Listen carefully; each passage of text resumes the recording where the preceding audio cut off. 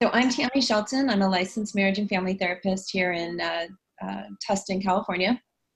And so I get the honor to work with each of you in this group right now, dealing with this anxiety around our state of affairs of what's going on in the world right now. So I'd like to really open up right now with just some guided imagery or guided meditation.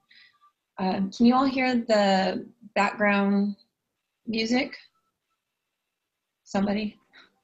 Yeah. Very, very slightly, but yeah. Okay, let me turn it up a bit. Better? Yes.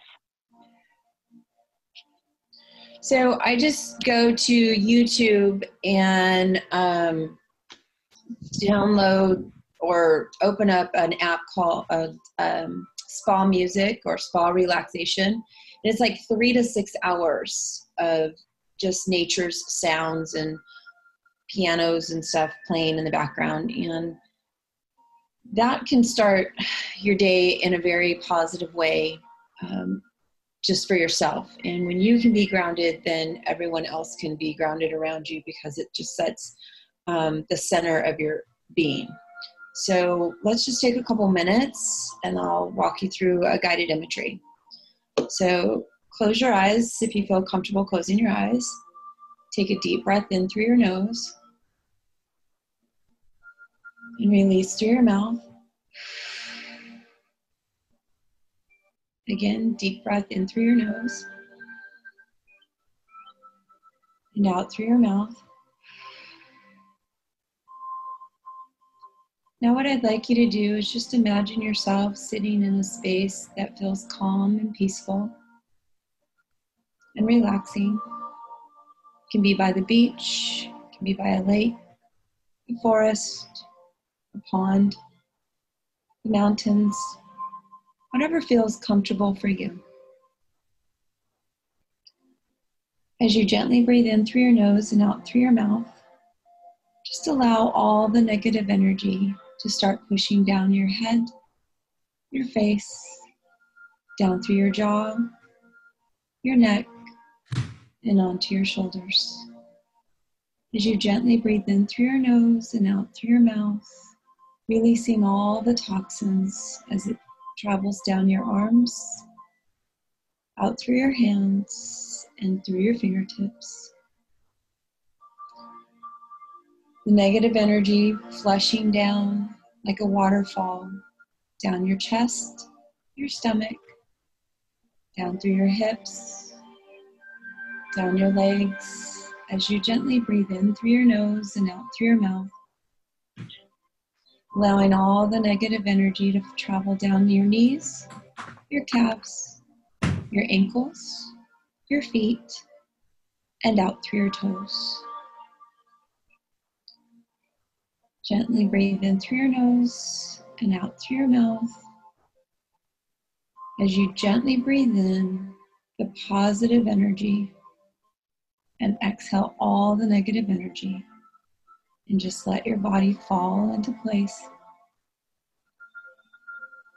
Now what I'd like you to do, as your eyes are still closed, is take your arms and reach them out with your fists and tighten your hands and your fists as you breathe in through your nose and out through your mouth, and releasing all of that energy and dropping your hands. Now take both your feet and bring them up to the sky, pointing your toes up, and tighten your glutes all the way down to your toes. Tighten, tighten, tighten as you gently breathe in, deep breath in, and release and drop. Now take your shoulders and bring them up to your earlobes and take a deep breath in and release. Now take another deep breath in as far as you can go, all the way in, and gently release through your mouth. Good. Now, whenever you're ready, I'd like you to return back to the room.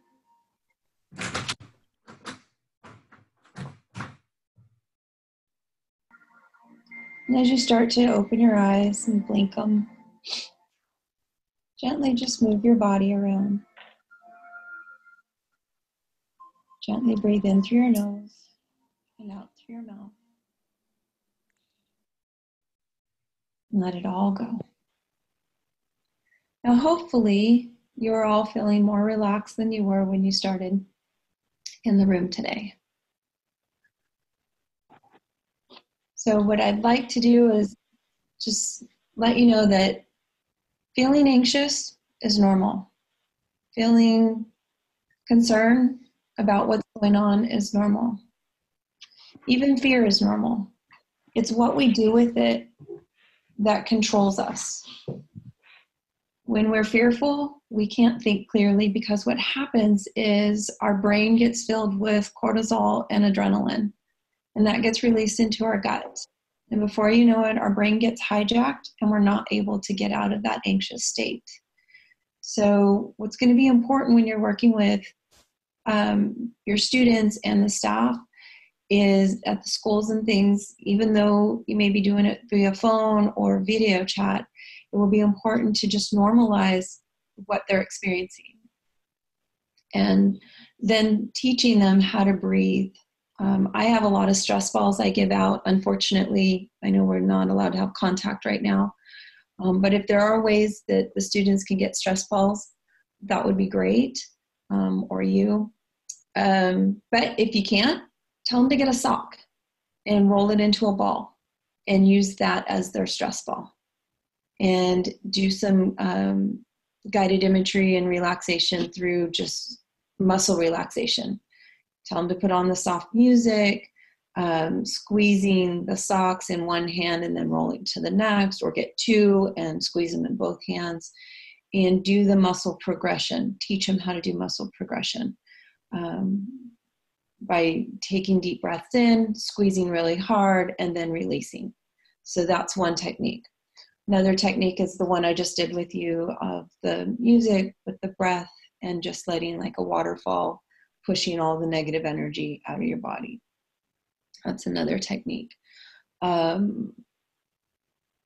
The shoulders, most of us are breathing very shallow. So if we do the shoulders to the ears and take that deep breath in, as you noticed, it was hard to take the breath. And then when you released it and you took another breath, you actually now opened up your lungs a little bit more to take in more of what you needed for oxygen. So teaching them how to stop shallow breathing and be able to be more present. So those are some techniques in muscle relaxation and progression of just breath work. What a lot of people don't know is that sound, nature's sounds, actually brings peace and relaxation into the body and centers us. So it's super important to learn how to be centered. Having the music playing in the background for the students can be very, very soothing to them without them realizing it. Sometimes they need a distraction to stay focused. The other thing that's going to be important is teaching them how to have structure. They don't know how to have structure, and some of the families aren't having structure for the kids either. And so it's teaching the parents and teaching the kids about structure and the importance of it. Some of the kids I've been working with, they're reporting to me they don't really have a structured schedule, even though the school has a structured schedule for them. They're not following the schedule of the school. They're waking up at 1 o'clock in the afternoon and then trying to do school, and then they're anxious about not getting their work done. Well, they're also not being able to engage with the teachers because the teachers are not available anymore because they're only scheduled during those time frames. So getting them on a schedule is going to be super, super important. You guys can get very creative on how to create schedules for them. If you're dealing with a lot of anxiety with the students, create a schedule for them. Some of my students can only maintain their attention for 20 minutes. So I tell them, okay, 20 minutes, work really hard, And then take a 10-minute break. Tell them to set their timers. Most of them have phones, so have them set their timers. If not, a watch, a clock or something. Have a place in the home that they are doing their work at. Have them have a notepad next to the computer so that they can write down the homework assignments or the assignments they need to be getting done. And then they can check them off as they're going. Sometimes if they have a question, they can put a question mark next to that assignment and then come back to it later after they've asked the question and the teacher finally got back to them. There are multiple ways to create schedules for these students and teaching them how to get out of anxious states. Teaching them how to breathe. I know it sounds so basic and, it's an automatic thing that our body does. Unfortunately, the automatic thing also works against us because we shallow breathe, and it also causes us to get anxious because all of a sudden our brain goes into flight or fight and the student doesn't know, or the person doesn't know why they're in flight or fight. So it's teaching them, it's not focus on why, but focus on how to get out of. So teaching them the skills and say, I want you to just focus on getting out of that state. And later on, you can come back to how come that happened. The other thing I like to tell people is this is temporary. This is not forever. This is just a space that's existing, and it's what can I do to be the best to myself and not beat up on myself for feeling anxious or getting into a state that causes me to be derailed. So learning how to get back into a space of getting back on track, again, goes back to breathing. We've got to get out of that flight or fight space. And the only way you do that is through breath, because it turns off the amygdala from throwing out a bunch of cortisol and adrenaline into the body.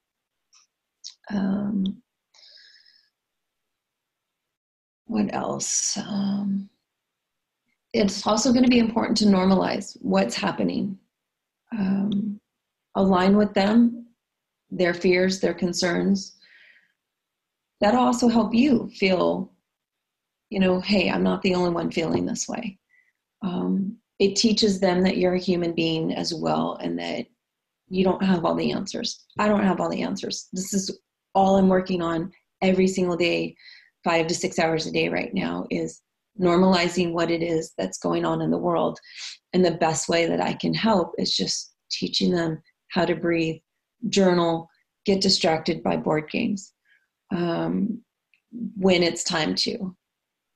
Giving them breaks throughout the day is super important. And when they're done with their schoolwork, tell them to be done with their schoolwork. Tell them to just put it down and let it be. What else?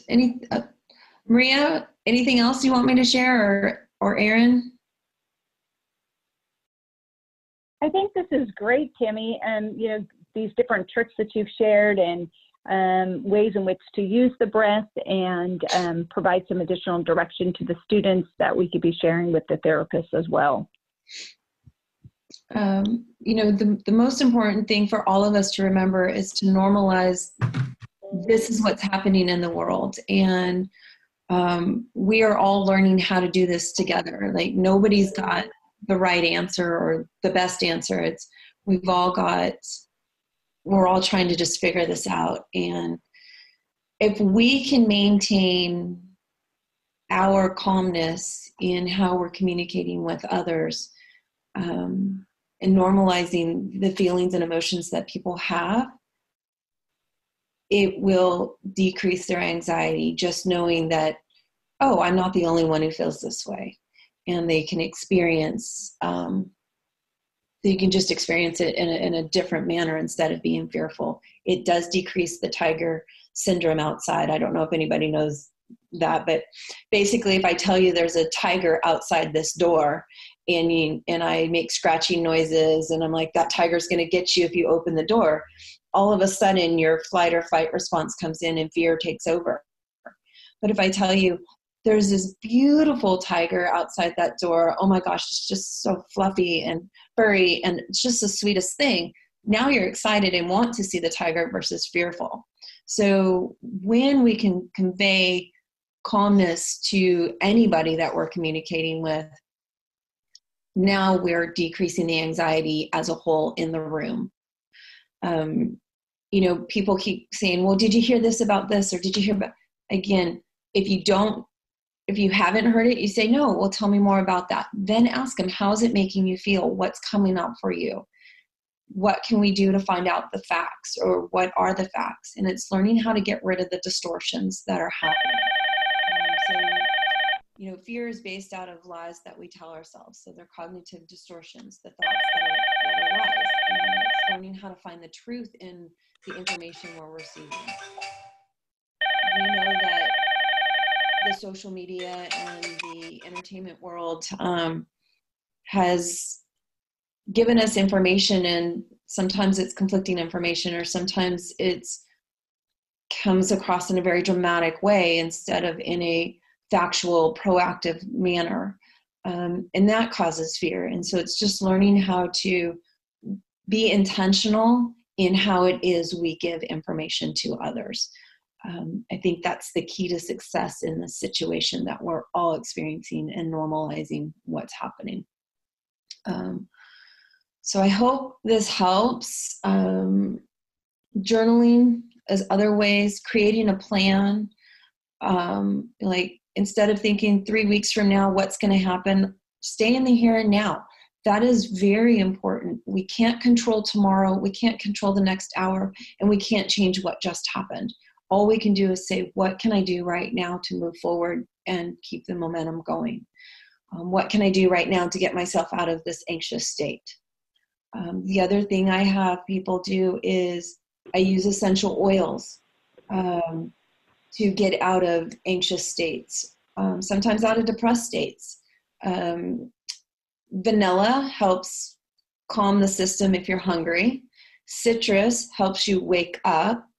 Eucalyptus, wintergreen, and peppermint helps the system soothe. More peppermint.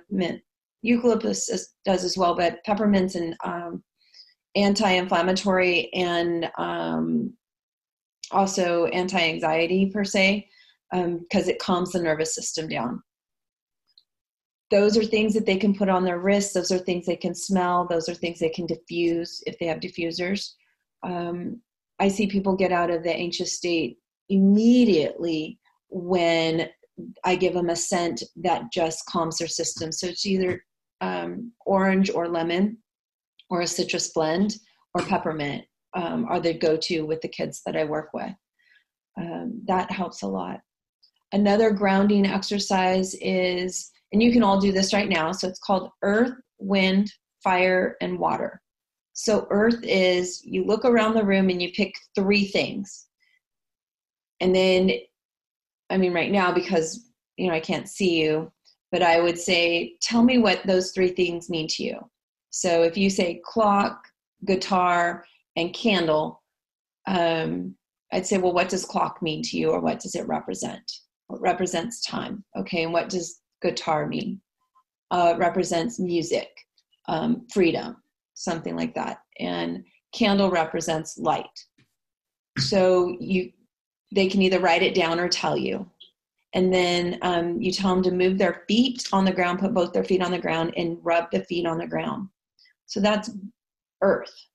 That brings them back to the room when they're disconnected from what's happening or having a hard time breathing. Then you tell them to take a deep breath in through their nose and out through their mouth, and you do that 3 times. So that's wind. Fire represents safety. So for me, safety is rollerblading on the beach. That's what I think of when I think of safety. So fire is safety, and so ask them, where's safe space for you? What's a safe place for you? And they would tell you, most students will say they are laying in their bedroom, laying on their bed, cuddled with their animal or a stuffed animal.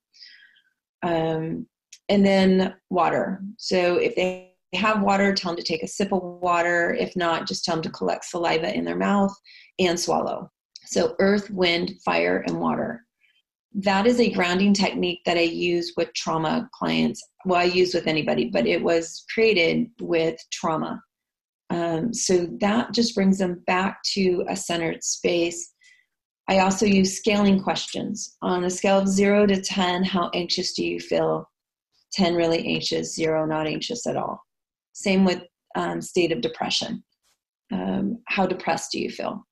Those can be very helpful, because then you can say, well, what's one thing you could do to help bring it down? Or why don't we try this breathing exercise and let's see if that changes.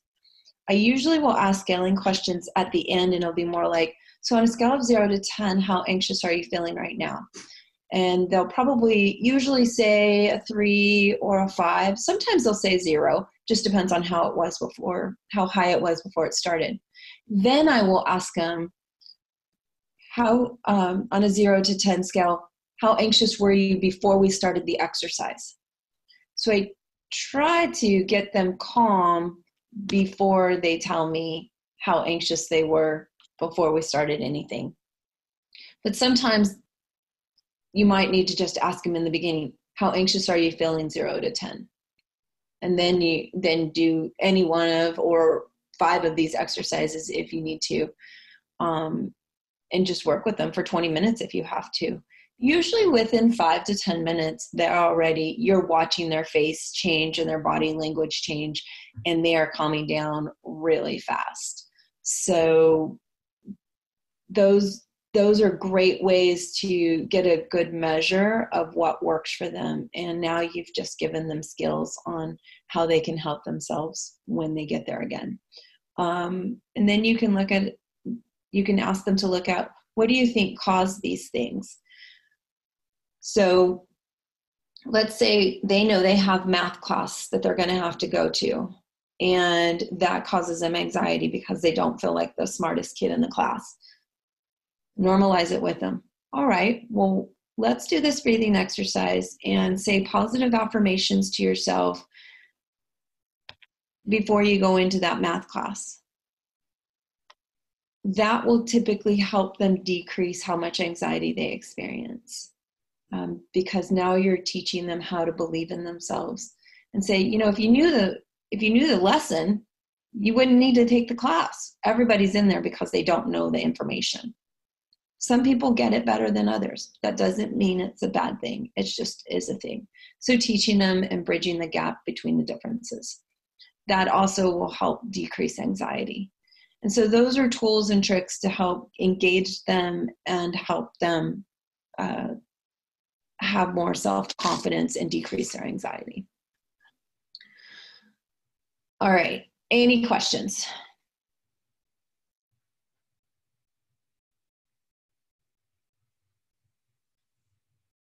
Anybody?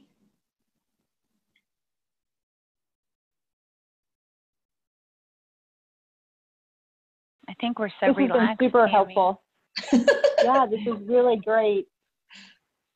Thank you. One of the things I want to share too, you had talked about breath work, and I've shared this with some of you, but I don't know if you're into meditation or if you want to try, but Oprah and Deepak Chopra have gifted a 21-day meditation, hope in uncertain times. 2 days ago was day 1, but they'll hold those for 5 days before they make those unavailable. So if anyone's interested, text me and I'll forward it to you via text. You can download the app, it's free. But it talks about a lot of that breath work that Tammy was talking about and getting centered and rooted, but it's specifically guided for hope. And I think we all, as positive as we've been and encouraging as we've been, I know we've all had our moments, and sometimes you just need to refuel. So for me, this is how I refuel myself.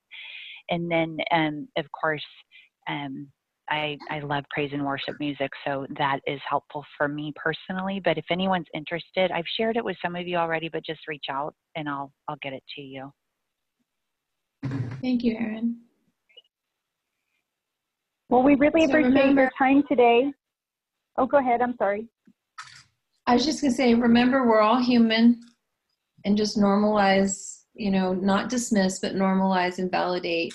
It's okay to feel this way. So how do we decrease the intensity of those feelings and emotions? And that will help anybody feel like they're cared for.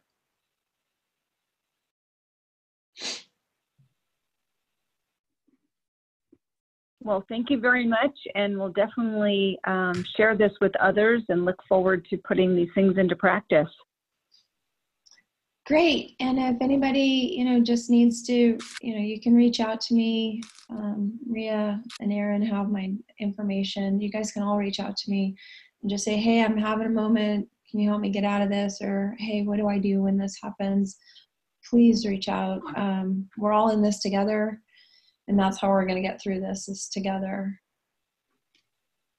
That's terrific. We'll definitely keep in touch and really appreciate your time today. Absolutely. My honor. Take care, everyone. Thank you. Bye. Bye. Thank you. Thank you. Thank you. Thank you so much, Tammy. Thanks, Tams. You're welcome.